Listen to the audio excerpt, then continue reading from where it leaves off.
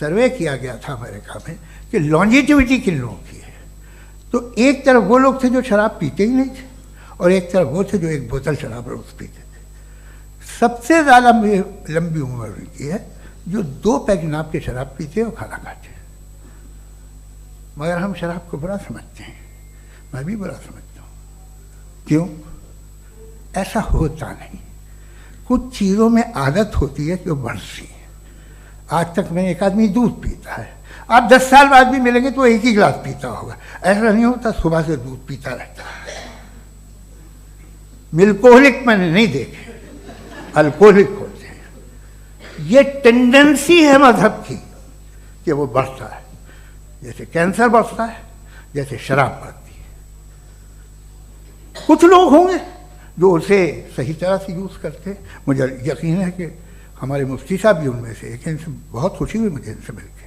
लेकिन कितने लोग हैं कि आज आप देखते हैं दुनिया में जो तबाहियाँ हैं, इनमें कितना हाथ है उन लोगों का जो बिलीवर कहते था मजहब ये नहीं कहता, ना कहता होगा, मगर जब ये मजहब पीते हैं तो ऐसे बिहेव करते हैं। थोड़ा सा अगर हो तो शायद बहुत अच्छी बात, लेकिन शराब थोड़ी सी नहीं रहती, उसमें टेंडेंसी है। पहले थोड़ा सा अगर 2-3 कैंसर के सेल हो ना बॉडी में तो आदमी स्लिम रहेगा, लेकिन वो 2-3 सेल नहीं रहते, वो मल्टीप्लाई होते हैं। जावेद साहब टाइम पूरा हो गया। टाइम हो गया तो बस बात खत्म हो गई। अच्छा, मुझे कुछ और कहने को था भी नहीं। जी, मैं पहले जवाबी दौर के लिए इनवाइट कर रहा हूं मुफ्ती साहब को। Your rebuttal round 1, you have 7 minutes.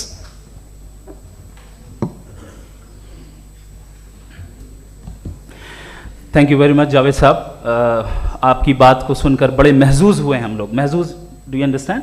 We enjoyed. Okay, अब थोड़ा सा लॉजिकली उसको हम लोग देखते हैं। दरअसल हम लोगों ने कल गुजारिश की थी मुफ्ती साहब से भी, जावेद साहब से भी, कि हिंदुस्तानी ज़बान आम फहम सबको समझ में आ जाए और जहाँ कहीं आप मुश्किल शब्द इस्तेमाल करें वहाँ बताते भी चलें।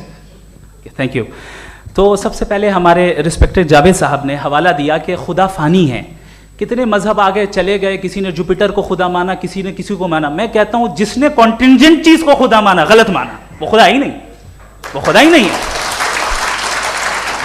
हम तो नेसेसरी बीइंग को साबित करने बैठे हैं, वो नेसेसरी कॉज जो इटरनल है, जो अबदी भी है और अजली भी है। हम किसी और को साबित करने नहीं बैठे। दूसरी चीज उन्होंने कहा कि फेथ एंड बिलीफ, ये एक ऐसी डेफिनेशन है फेथ की जो इन्होंने पहली मर्तबा पेश की है, या माफ कीजिएगा इन्होंने पहली मर्तबा पेश नहीं की है, रिचर्ड डॉकिंस ने पहली मर्तबा पेश की है। मुझे मालूम है ये सोर्स कहां से है।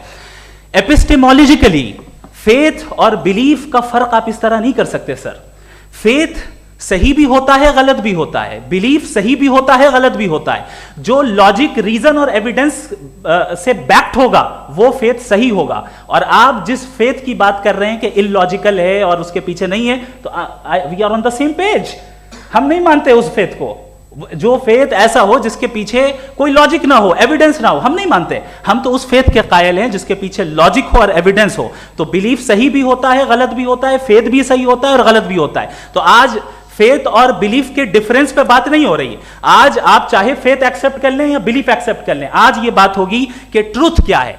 चाहे ट्रू बिलीफ सही है या ट्रू फेथ सही है, और फॉल्स फेथ क्या है और फॉल्स बिलीफ क्या है, बात इस पे हो रही।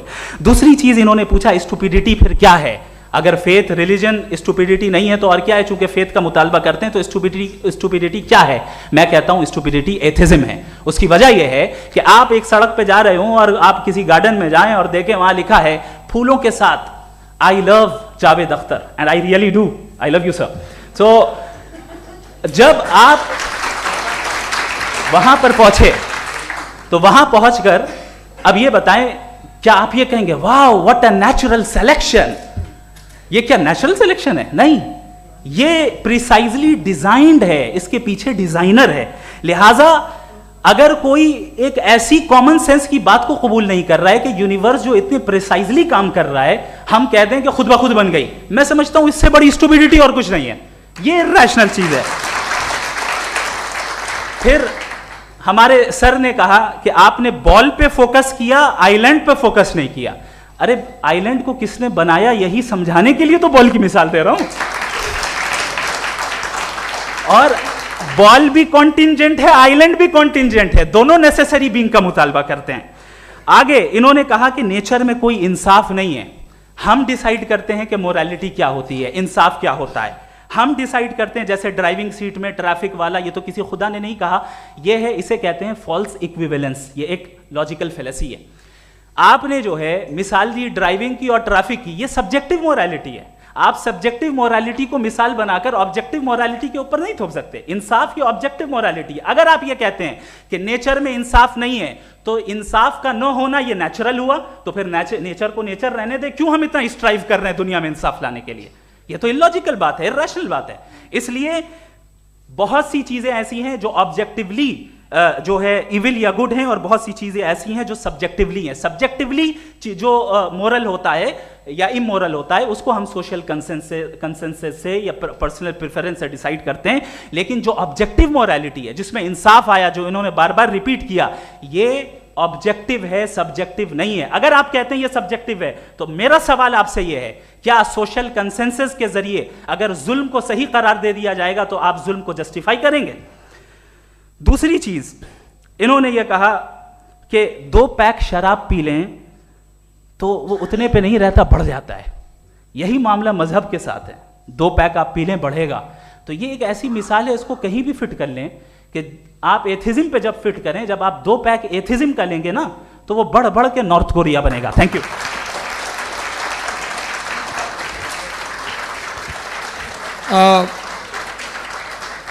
फर्स्ट राउंड के रिबटल के लिए मैं जावेद साहब को इनवाइट कर रहा हूं। आपके पास 7 मिनट का वक्त है, रीसेट कर दीजिएगा प्लीज। मुझे इस बात की खुशी है कि मुफ्ती साहब ने भी मान लिया कि नेचर में कोई इंसाफ नहीं है। तो कोई भी चीज़ जो इंसान ने नहीं बनाई है उसमें इंसाफ नहीं होता है। एक बात मैं आपसे अर्ज़ करूँ, जरा पता लगा लीजिएगा, ये जो आप बाग में जाते हैं बेहद खूबसूरत फूल देखते हैं ना, इनमें से कोई नेचुरल नहीं है। ये सारे फूल क्रॉस करके बनाए गए हैं। जो जंगल में फूल होते हैं निहायत मामूली होते हैं, ये फूल इंसानों ने बनाए हैं। जो आप बाग में देख के वाह वाह कहते हैं, ये इंसानों के बनाए हुए हैं। डिफरेंट फूलों को क्रॉस करके, डेवलप करके, फिर क्रॉस करके इस तरह से बनाए गए। नेचुरल फ्लावर नहीं। किसी जंगल वीरान में जाके आप गुलाब के फूल नहीं देखेंगे। ये सब बनाए हुए इंसान ने, बहुत से काम इंसान ने किए हैं। बाकी है कि आपने मेरी एक बात का जवाब नहीं दिया, जिससे मुझे शिकायत है कि फेथ क्या है और आप फेथ मांगते क्यों हैं मुझसे? आप तो लॉजिकल हैं, आपके पास तो सारे रैशनल्स हैं, आपके पास सारे सबूत हैं, तो आपको फेथ की डिमांड क्यों करते हैं कि भाई तुम सरेंडर कर दो और सवाल मत करो? कोई मजहब सारे सवाल करने की इजाज़त नहीं देता है और मना करता है कि ज़्यादा सवाल ना करो, बहक जाओगे तुम। आप क्यों रोकते हैं? हकीकत यह है कि इंसानी तारीख क्या है। इंसानी तारीख ये है कि दुनिया में 2 तरह के लोग हुए हैं। एक वो जिन्होंने अपनी लाइल्मी की परस्तिश की है, दूसरे वो जिन्होंने अपनी इग्नोरेंस या लाइल्मी से झगड़ा किया है और मालूम किया है कि क्या है। ये जो आप कह रहे हैं, आज आप हैरान हैं कि भाई ये यूनिवर्स कैसे बनी। लोग हैरान थे कि सूरज डूबता है तो इधर से कैसे निकलता है। और आप एक कदम जाके हमेशा का मानने को तैयार है, एक कदम पीछे ही मान जाइए। भाई आप इसके बाद जाते हो, कहते सवाल ना करना कि ये कहाँ से आया, ये पावर तो हमेशा से हमेशा रहेगी। तो आप यूनिवर्स के बारे में मानने में क्या तकलीफ है? एक कदम पहले रुक जाइए। ये हमेशा से थी या नहीं थी, हमें मालूम नहीं है। और ये कहना कि हमें मालूम नहीं है, कमाल ये है कि दुनिया के सारे मजहब सब जानते हैं ये दुनिया कैसे बनी थी, कैसे मिटेगी, मरने के बाद क्या होगा, इनको सब इल्म है। इनको किसी को डायनासोर होते थे पहले ये नहीं पता था, किसी को नहीं पता। किसी भी दुनिया की मजहबी किताब में डायनासोर का जिक्र नहीं है। लेकिन बाकी सब बातें, how to make universe in 4 easy lessons and बाकी सब पता है। जिसको सब पता है वो गड़बड़ है। हम में ये इंकिसार, ये ह्यूमिलिटी होनी चाहिए कि हम ये कहें कि हमें ये बहुत सारी बातें नहीं मालूम, लेकिन हम उनकी परस्तिश ना करना, अपनी लाइल्मी को की परस्तिश ना करें, हम उसे पता लगाने की कोशिश करें। जिस दुनिया में आप बैठे हैं सर, ये हॉल जो है, ये इलेक्ट्रिसिटी जो है, ये माइक जो है, जिस हवाई जहाज से आप आए थे, वो जिस कार से आप यहाँ आए हैं, ये सब उन लोगों की बनाई हुई है जिन्होंने सवाल किए थे। ये दुनिया जिसमें आप आज आराम से हैं, ये उन लोगों की बनाई है कि जिन्होंने सवाल किए थे, और हर स्टेज पे इन सवालों को मकरूह कहा गया था, गलत कहा गया था। आप जरा तारीख पढ़िए, एक बड़ी दिलचस्प किताब है बर्ट्रैंड रसेल की, जिसमें उसने रिलीजन एंड साइंस कि कब से रिलीजन जो है साइंस के अगेंस्ट है, और हद तो यह है कि भाप के इंजन के खिलाफ थे, स्टीम इंजन के भी खिलाफ थे, और फतवे हुए उन पे, वेटिकन ने दिए। तो ये हमेशा, अभी जैसे ही ये राइट विंगर आते हैं अमेरिका में पावर में, तो वो जो अपना ये क्या बोलते हैं उसे, सीड क्या बोलते हैं, सीड क्या जो, हाँ नहीं सीड जो होते हैं जिन पे जी नहीं भाई, वो जो ह्यूमन बॉडी के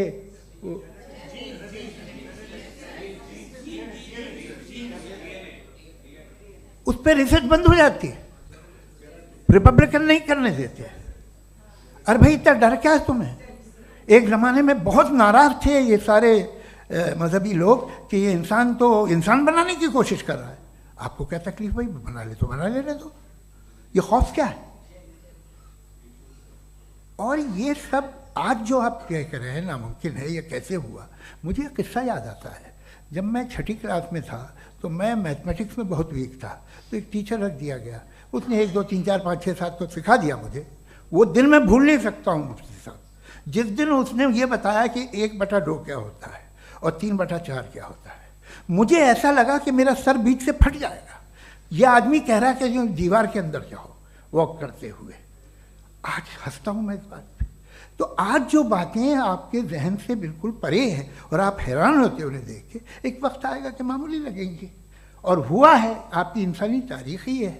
इतनी जल्दी सारे फैसले आप मत कर लीजिए, थोड़ा ये ह्यूमिलिटी रखिए कि भाई ये हमें नहीं मालूम। ये कहने में क्या है, ये यूनिवर्स कहाँ तक फैली, ये कब से है और कब तक रहेगी, हमें नहीं मालूम। आपने फैसला कर लिया कब बनी, ये आपके हिसाब से कोई 14 बिलियन ईयर्स बनी जो समझा जाता है। उससे पहले हजारों करोड़ों अरबों साल तक खुदा बैठा क्या कर रहा था? खामोश बैठा था, ऐसे ही जमाइयाँ ले रहा था। फिर उसे आइडिया आया, यार एक काम करते, वक्त अच्छा गुजर जाएगा, यूनिवर्स बनाते। सोचिए, वो तो हमेशा से है ना, मगर यूनिवर्स हमेशा से नहीं है, ये तो बनाई गई है। और उससे पहले क्या था, इनका क्या काम था? कैसी बात है, ये बड़ा आसान है। जो बात हमें आज धीरे धीरे पता चली है, बरसों 2000 और 2500 साल पहले आपको किसी ने बता दिया कि क्या था, आप मान गए, और तब से वही मान रहे हैं जो 2500 साल पहले कहा गया था। सब कुछ बदल गया है, सॉल्व हो रही हैं चीज़ें। अभी साइंस बिल्कुल दावा नहीं करती, या कोई फिलोसफर ये दावा नहीं करता कि हमें सब मालूम, बल्कि वो कहता है कि हमें जितना मालूम होता है उससे ये मालूम होता है कि हमें कितना कम मालूम। तो हम अपनी जहालत से लड़े, उसकी परस्तिश न करें। जी, टाइम है। Thank you so much. मैं तर्कों की श्रृंखला में राउंड 2 के लिए मुफ्ती साहब को आमंत्रित कर रहा हूँ। आपके पास एक बार फिर से 7 मिनट का वक्त है। शुक्रिया। जनाब जावेद अख्तर साहब कई मर्तबा दोहरा रहे हैं कि फ़ेथ का मतलब बताइए, फ़ेथ का मतलब बताइए। मैंने बता दिया, फ़ेथ सही भी होता है, गलत भी होता है। और आज हम फ़ेथ पे बात नहीं कर रहे, हम ट्रुथ और डज गॉड एग्जिस्ट पे बात कर रहे हैं। क्या डज गॉड एग्जिस्ट, ये ट्रुथ यानी गॉड है या नहीं है, इसमें से दोनों ट्रुथ क्या है। अब आप उसे फ़ेथ कह लें, बिलीफ कह लें, नॉट माई बिजनेस। उसके बाद आपने कहा कि भाई सवाल करने से मजहब रोकता है। मैं कहता हूं जो रोकता है वो रोकता होगा, मैं नहीं रोकता, बल्कि सवाल करें, सवाल करना चाहिए। सवाल कर करके तो हम आगे बढ़ते हैं, तरक्की करते हैं, और इसीलिए मैं आज यहां पे आया हूं। लेकिन सवाल सिर्फ खुदा से नहीं होगा, आपसे भी होगा। सवाल एथिज्म से भी होगा, सवाल सिर्फ मजहब से नहीं होगा, सबसे होगा। और आज मैं सवाल करूंगा और उम्मीद है कि आप जवाब देंगे। अभी तक आपने वैसे कॉन्टिंजेंसी आर्गुमेंट का कोई जवाब नहीं दिया। चलें, आपने कहा यूनिवर्स के बारे में इटर्नल क्यों नहीं बोल देते? ये चूंकि लॉजिकली पॉसिबल ही नहीं है कि यूनिवर्स इटर्नल हो। यूनिवर्स एक कॉन्टिंजेंट चीज है जो टाइम एंड स्पेस के पाबंद है, टाइम एंड स्पेस से बाउंड है। जो टाइम एंड स्पेस से बाउंड होगा वो कॉन्टिंजेंट होगा, जो कॉन्टिंजेंट होगा वो उसकी बिगिनिंग हुई होगी, जिसकी बिगिनिंग हुई होगी वो इटर्नल नहीं हो सकता। ये तो कॉमन सी बात है। आपने कहा कि किसी मजहबी किताब में डायनासोर का जिक्र नहीं है। अफसोस कि आज तक किसी मैथमेटिक्स के किताब में मुझे डायनासोर का जिक्र नहीं मिला। तो इसका मतलब मैथमेटिक्स की किताब बेकार है? नहीं, उसका वो टॉपिक नहीं है। रेवलेशन का और मजहबी किताबों का टॉपिक ये नहीं है कि आपको आके बताए साइकिल कैसे बनाते हैं, या आकर ये बताएं कि जो है डायनासोर कब था। वो तो मोरालिटी सिखाने आया है, गॉड के बारे में बताने आया, नॉन फिजिकल रियलिटी की हकीकत को सिखाने के लिए आया।